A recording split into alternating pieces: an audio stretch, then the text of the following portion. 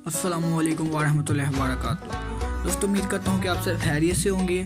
आज हम जिस बारे में बात करेंगे वो यह है कि बेटियों की पैदाइश पर अफसरदा होने का काफिरों की सिफात में से होना।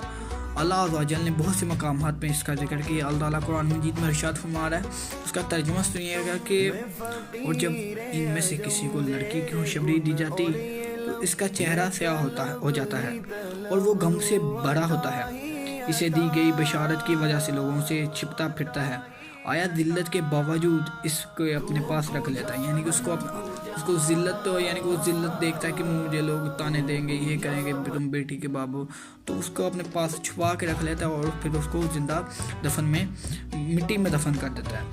आगाह रहो, इनका फैसला बड़ा बुरा है, यानी कि बहुत गलत है।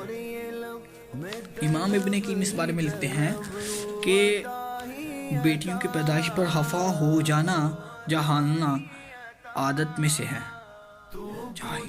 और अल्लाह ताला ने इसके अपने इरशादात में आला मज़म्मत की, यानी कि अल्लाह ताला ने अपने अल्फाज में, यानी कि जो अल्लाह ताला इरशाद करता है, अल्लाह ताला कहता है कि अल्लाह ताला फरमान है ना कि बेटियों एक रहमत है, बेटी रहमत है, तो उनके बारे में अल्लाह ताला ने अपने इरशादात में इसकी मज़म्मत की है। फिर इमाम इब्ने कीम ने इन आयात की नकल करते हुए कहते हैं कि उनकी मुफीद बातें की है, लेकिन इमाम अहमद के साहबजादे सलाह बयान करते हैं। इससे पहले आप बात करेंगे कि इमाम अहमद के साहबजादे सालेह बयान करते हैं कि जब इनके बेटी की वलादत होती तो वो फरमाते अंबिया अलैहिस्सलाम भी बेटियों के बाप थे।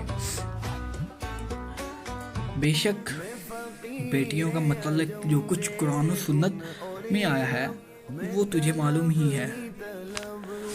फिर यकूब बिन बुहतान ने बयान किया कि मेरे यहाँ 7 बेटियाँ पैदा हुई। जब भी मेरे यहाँ बेटी पैदा होती तो इमाम अहमद बिन हंबल मेरे पास तशरीफ़ लाते और मुझसे फरमाते, ए यूसुफ, ए अबू यूसुफ, अंबिया अलैहिस्सलाम भी बेटियों के बाप थे।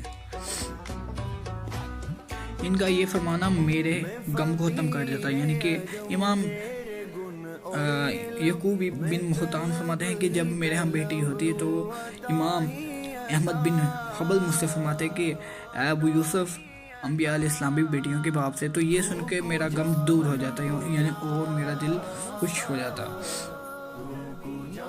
फिर इमाम इब्ने कीम लिखते हैं कि आदमी के लिए जायज़ नहीं कि बेटी की पैदाइश पर मुबारकबाद दे और बेटी की पैदाइश पर मुबारकबाद ना दे।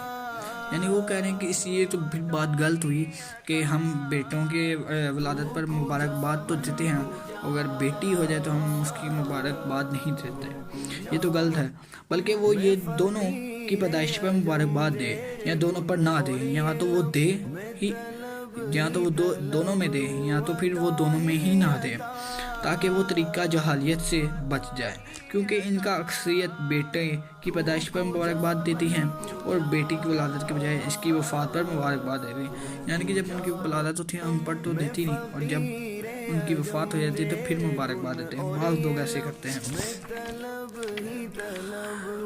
दोस्तों, आज हमने जो कुछ भी इस बारे में पढ़ा ये मैं एक किताब से पढ़ रहा हूँ, यानी कि इस किताब का नाम है बेटी की शान।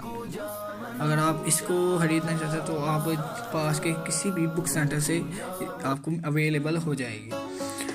उम्मीद करता हूँ कि आपको ये वीडियो पसंद आई होगी। दुआओं में याद रखिएगा। अल्लाह हाफ़िज़।